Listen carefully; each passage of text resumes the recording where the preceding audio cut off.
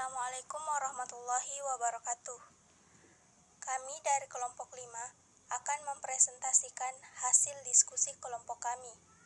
Pada kesempatan kali ini, materi yang akan kami paparkan adalah kelarutan padatan. Sebelum melangkah ke materi, saya akan memperkenalkan anggota dari kelompok kami. Yang pertama, Maharani Fadilah. Yang kedua, Nur Afifah Amaliah Bages atau saya sendiri. Yang ketiga, Nur Asmulia Gusmiarni. Yang keempat, Nur Fajriani Pratiwi. Kami dari D3 Farmasi A tingkat 1 Poltekkes Kemenkes Makassar. Baiklah, untuk mengefisienkan waktu, kita langsung saja melangkah ke materi. Definisi dan latar belakang akan dijelaskan oleh Saudari Nur Asmulia Gusmiarni. Kepadanya, waktu dan tempat saya persilahkan. Baik, terima kasih atas kesempatannya. Pertama-tama, saya akan menjelaskan tentang definisi kelarutan. Kelarutan merupakan keadaan suatu senyawa, baik padat, cair, ataupun gas yang terlarut dalam padatan, cairan, atau gas yang akan membentuk larutan homogen. Kelarutan tersebut bergantung pada pelarut yang digunakan, serta suhu dan tekanan.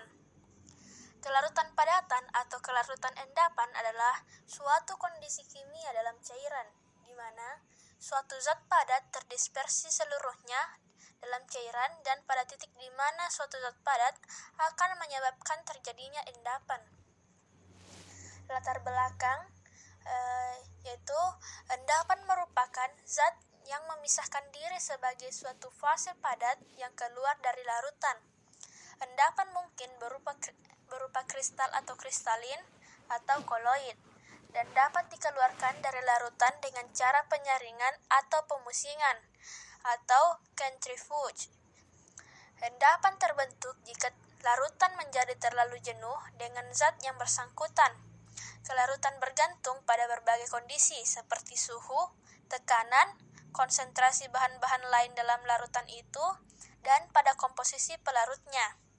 Terlebih penting adalah perubahan kelarutan dengan suhu. Umumnya dapat dikatakan bahwa kelarutan endapan bertambah besar dengan kenaikan suhu, meskipun dalam beberapa hal yang istimewa seperti kalium sulfat, terjadi yang sebaliknya. Laju kenaikan kelarutan dengan suhu berbeda-beda dalam beberapa hal yang kecil sekali, dalam hal-hal lainnya sangat besar. Selanjutnya, metode yang digunakan dalam kelarutan padatan, yaitu metode pertama, yaitu metode agitasi, kedua metode kolom alir, dan yang ketiga metode sintesis.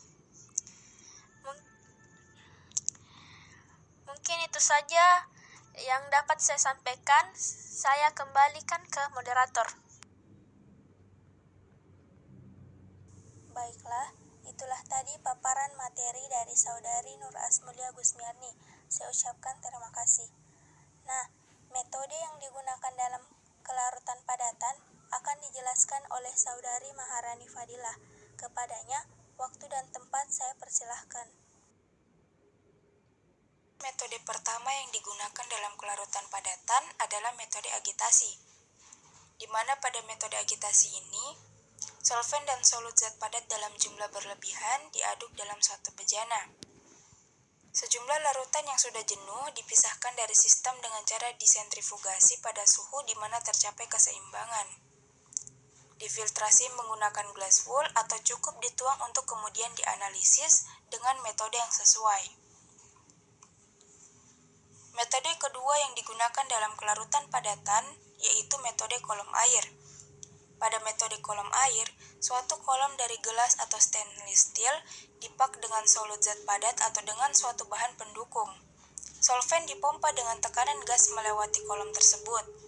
Permukaan kontak yang luas antar solut zat padat dengan solvent akan mempercepat terjadinya keseimbangan sehingga solvent dijenuhkan kemudian dianalisis. Jenis metode ketiga yang digunakan dalam kelarutan padatan adalah metode sintesis, di mana pada metode ini, sejumlah solut atau solvent yang sudah diketahui jumlahnya yang sudah ditimbang Ditempatkan dalam wadah yang sesuai kemudian dikocok pada suhu konstan. Solvent yang sudah diketahui jumlahnya atau solut yang sudah diketahui jumlahnya itu ditambahkan ke dalamnya secara bertahap sampai mencapai batas kelarutan. Itulah tadi pemaparan materi dari Saudari Maharani Fadilah. Kepadanya saya ucapkan terima kasih. Untuk materi faktor yang mempengaruhi kelarutan suatu zat padat dalam cairan akan dibawakan oleh saya, Nur Afifah Amaliyah Bages, dan Saudari Nur Fajriani Pratiwi. Yang pertama, intensitas pengadukan. Zat padat dan larutannya tidak berpindah ke atas sistem sehingga mempunyai perbedaan konsentrasi. Pada pengadukan yang tinggi, sistem menjadi turbulen. Gaya sentrifugal dari putaran cairan mendorong partikel ke arah luar dan atas. Yang kedua, pH, keasaman atau kebasaan. Kebanyakan obat adalah elektrolit lemah. Obat-obat ini bereaksi dengan kelompok asam dan basa kuat, serta dalam jarak pH tertentu berada pada ion yang biasanya larut dalam air, sehingga jelaslah bahwa kelarutan elektrolit lemah sangat dipengaruhi oleh pH larutan. Yang ketiga, suhu. Perubahan kelarutan suatu zat terlarut karena pengaruh suhu erat hubungannya dengan panas pelarutan dari zat tersebut.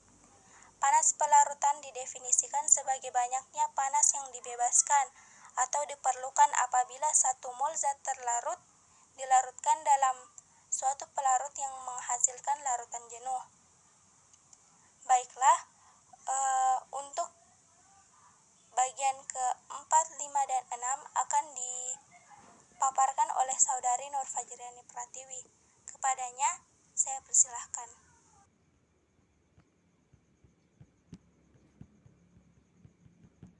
Saya akan melanjutkan materi yang telah dibawakan oleh pemateri 3 tentang faktor-faktor yang mempengaruhi kelarutan suatu zat padat dalam cairan.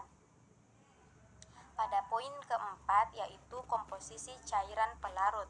Seringkali zat pelarut lebih larut dalam campuran pelarut daripada dalam satu pelarut saja. Gejala ini dikenal dengan melarut bersama atau kosolvensi, dan kombinasi pelarut menaikkan kelarutan dari zat terlarut disebut kosolven. Kemudian pada poin kelima yaitu polaritas pelarut. Yang pertama, polaritas molekul pelarut dan zat terlarut dapat mempengaruhi kelarutan. Yang kedua, pada umumnya molekul zat terlarut polar akan terlarut pada pelarut polar. Kemudian, molekul zat terlarut nonpolar akan terlarut dalam pelarut nonpolar. Dan pada poin yang terakhir yaitu polimorfisme. Yang pertama, polimorfisme adalah kapasitas suatu senyawa untuk terkristalisasi menjadi lebih dari satu jenis bentuk kristal. Yang kedua, perubahan dari bentuk kristal ke bentuk yang lain adalah reversibel. Proses ini disebut enantiotropik. Yang ketiga, bentuk polimer dapat mempengaruhi warna, kekerasan, kelarutan, titik leleh, dan sifat-sifat lain dari senyawa. Yang keempat, karena titik leleh merupakan salah satu faktor yang mempengaruhi kelarutan, maka polimorf akan memiliki kelarutan yang berbeda. Baiklah, itulah materi yang sempat saya bawakan. Selanjutnya, saya kembalikan kepada moderator. Itulah tadi pemaparan materi dari Saudari Nur Fajriani Pratiwi. Kepadanya, saya ucapkan terima kasih.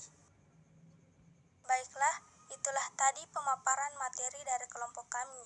Kurang dan lebihnya mohon dimaafkan.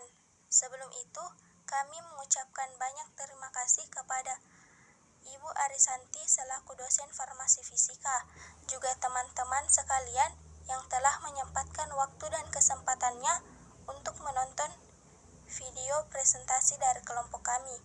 Apabila ada pertanyaan dari teman-teman sekalian, silahkan mengajukan pertanyaan di kolom komentar. Terima kasih, kami akhiri. Wassalamualaikum warahmatullahi wabarakatuh.